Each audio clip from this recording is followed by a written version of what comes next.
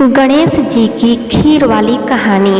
एक बार गणेश जी एक छोटे बालक के रूप में चिमटी में चावल और चमचे में दूध लेकर निकले। वो हर किसी से कह रहे थे कि कोई मेरी खीर बना दो, कोई मेरी खीर बना दो। एक बुढ़िया बैठी हुई थी, उसने कहा, ला मैं बना दूं। वह छोटा सा बर्तन चढ़ाने लगी।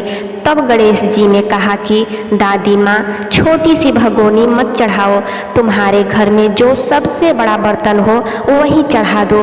बुढ़िया ने वही चढ़ा दिया। वह देखती रह गई कि वह जो थोड़े से चावल उस बड़े बर्तन में डाली थी वह तो पूरा भर गया है। गणेश जी ने कहा, दादी माँ, मैं नहा कर आता हूँ। खीर तैयार हो गई तो बुढ़िया के पोते पोती खीर खाने के लिए रोने लगे। बुढ़िया ने कहा, गणेश जी तेरे भोग लगना, कहकर चूल्हे में थोड़ी सी खीर डाली और कटोरी भर भर कर बच्चों को दे दी। बुढ़िया की पड़ोसन ऊपर से देख रही थी तो बुढ़िया ने सोचा यह चुगली कर देगी, तो एक कटोरा भरकर उसे भी पकड़ा दिया। बेटे की बहू ने चुपके से एक कटोरा खीर खाई और कटोरा चक्की के नीचे छुपा दिया।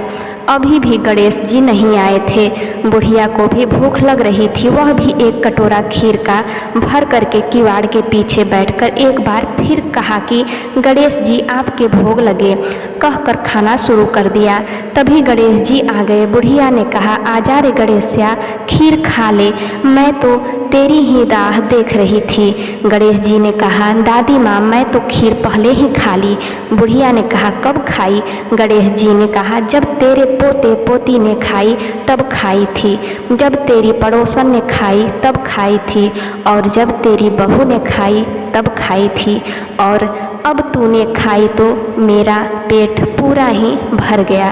बुढ़िया ने कहा, बेटा, और सारी बात तो सच है, पर बहू बेचारी का तो नाम मत लो, वह तो सुबह से ही काम में लगी है। उसने फिर कब खाई? गणेश जी ने कहा, चक्की के नीचे देख, जूठा कटोरा पड़ा है, और तूने तो मेरे को भोग जो लगाया वह तो वैसे ही खा गई। बुढ़िया ने कहा, बेटा, घर की बात है, घर में ही रहने दो। अब बताओ, बची हुई खीर का क्या करूं?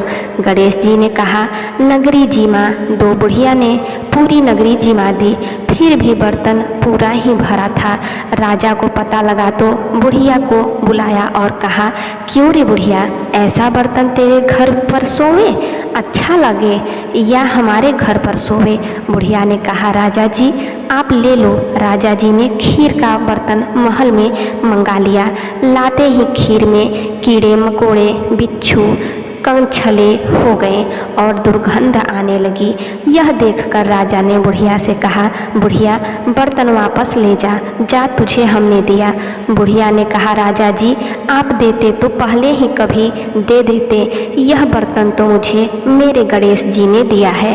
बुढ़िया ने बर्तन वापस लिया, लेते ही सुगंधित हो गई। घर आकर बुढ़िया ने गणेश जी से कहा, बची हुई खीर का क्या करें? गणेश जी ने कहा, झोपड़ी के कोने में गड्ढा खोद कर गाड़ दो, उसी जगह सुबह उठकर वापस खोदेगी तो धन के 2 चरे मिलेंगे।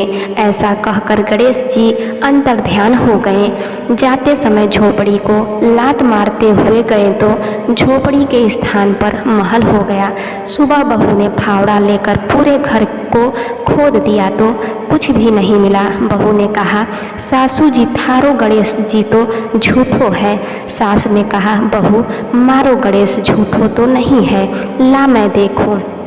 वह सुई लेकर खोजने लगी तो टन टन करते 2 धन के चरे निकल आए।